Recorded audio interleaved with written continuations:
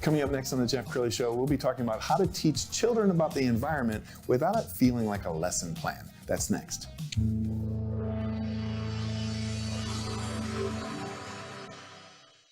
Many are predicting that the worst is yet to come, which is unfortunate, said one person here.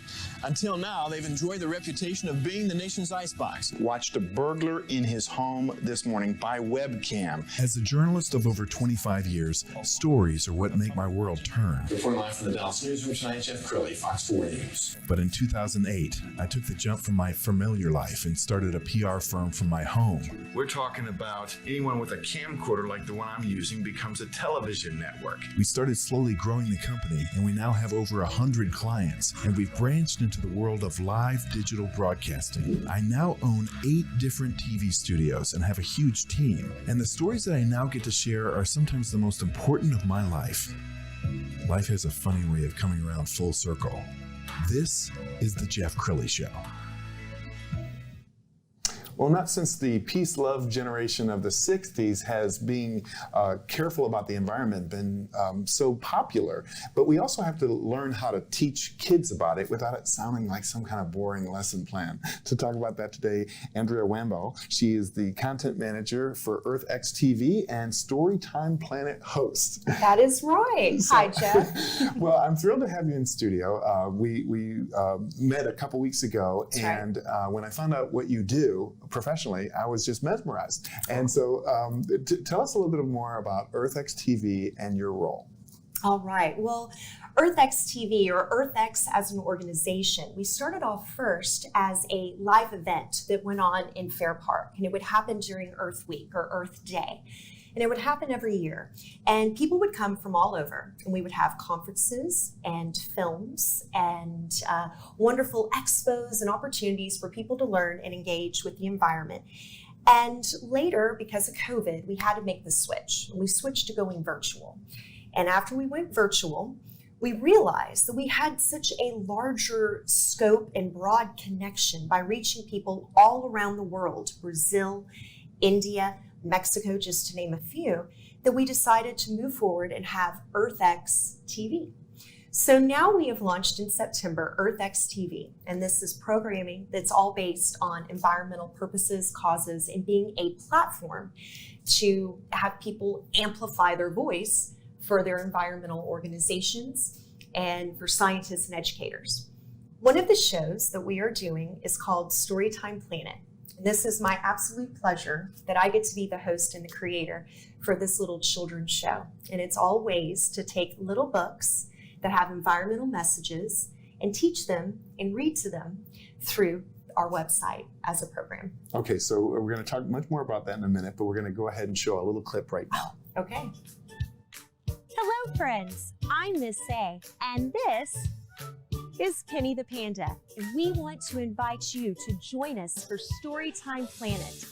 Come along on a magical adventure, discover new lands, amazing places, and the answers to some of life's biggest questions. Dive inside incredible picture books, listen to stories, and learn how to be green. Right here on EarthX TV. Join Penny and I for Storytime Planet. Well, I congratulate you because you have so much on-camera charisma. I can see why you're very popular with kids. Tell us about the characters that you've developed. All right. Well, the character I developed is Miss A, and that's me being Andrea. Miss A was kind of a nickname that came from all of my years of teaching. So before working at EarthX and being a part of EarthX TV and hosting Storytime Planet, I was a ballet teacher and a fine arts teacher. And so I was always in a classroom or studio and educating little ones on fine art and the performing arts. And Andrea or Mrs. Wamble or Miss Toller, when I was still not married yet, just seemed kind of long and drawn out. Yeah. And so I sort of simplified it and said, you know what? You can call me Miss A. And it kind of stuck. And I love hearing that because it means that a little child is trying to grab my attention. And I look at it as a name of endearment. And I love the production value. We're going to roll just a little clip as we're talking, because look at that. I mean, the great animated graphics, fun music, and an adorable co-star, if you will, or co-host. Tell us about Penny. Yes. Well, what I've realized is because I'm speaking through a camera and I'm connecting with children through the computer, I don't have their little eyes to look back at me, which is a challenge because I'm used to seeing their little faces, engaging with them, and kind of knowing they're into it or, woo, I've lost them, I gotta change it up. And any teacher or anyone that's been in front of a room of little people kind of realize you gotta read your audience. So Penny has become my reading companion.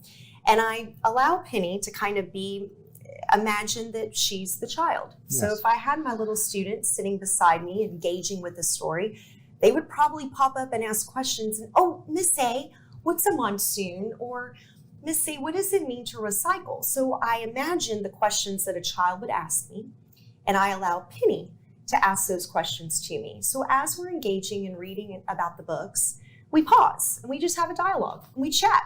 Tell me what you think, Penny, or what's your question? And I allow Penny to be as if it's the child connecting through the camera. And I think it's absolutely brilliant, so creative, because you're talking about some complex things. You were telling me before we went on a story about erosion. Well, that's a tough topic to get into. It is. But you found a very creative way to do it. We did. So I look for books that have an environmental message.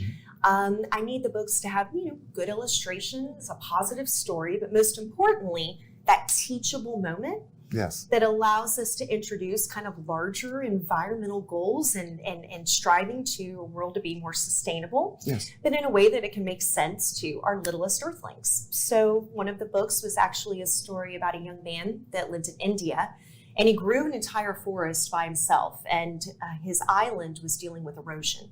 And all the trees had begun to wash away and the land wasn't holding firm. So he began to plant a forest, and slowly the trees grew, the animals came back, and the island wasn't suffering from erosion, and it's now beautiful, healthy, and plentiful. Wow. And you told me that Penny is actually a member of the family now. You have a little one yourself, Vivian. And I do. She waves at Penny. She does. So Penny lives at our home. I keep her safe and sound up on a shelf in our house, but my daughter just loves Penny and is always walking past and waving at Penny the panda. Very cool. Well, now you have a big week coming up. We do.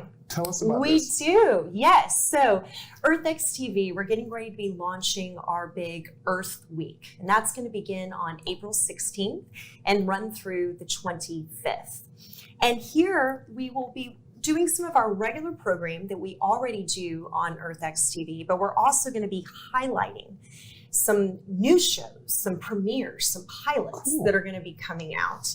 And there are 5 actually that are going to be, we're all very keen and excited about premiering and showcasing on EarthX TV. Do you want me to share with you about what we got on our lineup? Absolutely. Good. Well, one of them is called Kids in Conservation.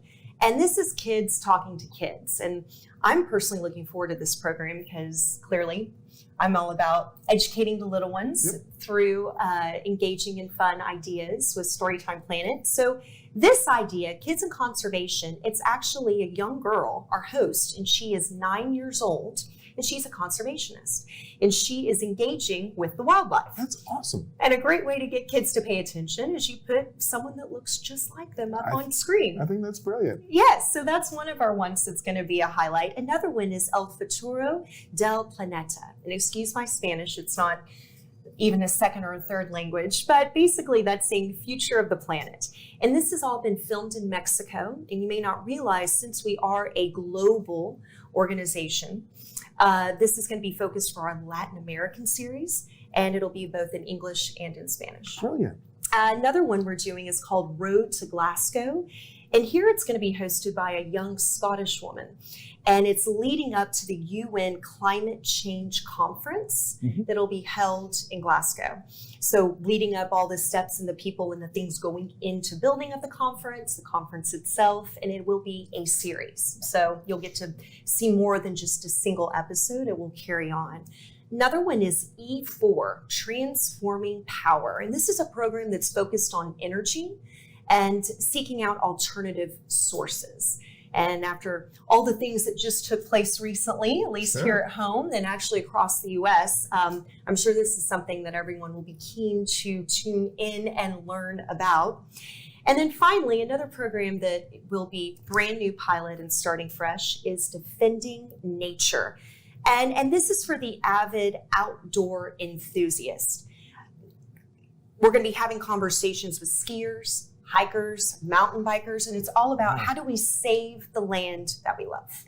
I love it. And it's got a wide range of subjects, and I love how global it is. So well done. Yes. I want to end by talking about your founder, Trammell S. Crow. Yes. Anybody from Dallas-Fort Worth knows this name because certainly. Half of the buildings have Trammell Crow on them. Yes. But tell us about your founder and what it's like working with such a legendary environmentalist. Absolutely. Well, Trammell is for sure a visionary.